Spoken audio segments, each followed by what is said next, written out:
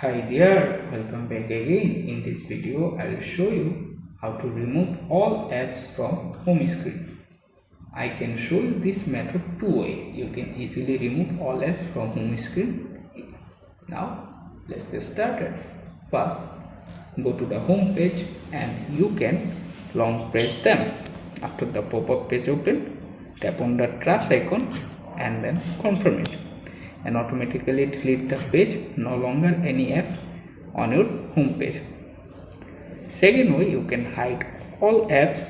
This means they are no longer your home screen and app store. So go to apps page, tap on the three vertical dot icon, choose settings. Once you are in the setting, scroll all the way down, look at it, hide apps on home and app screen, open it up. After this page, you can select one by one all of the apps, same process, and then hit done. Make sure to select the all apps and automatically hide apps your home screen and also the app store. Thanks for watching.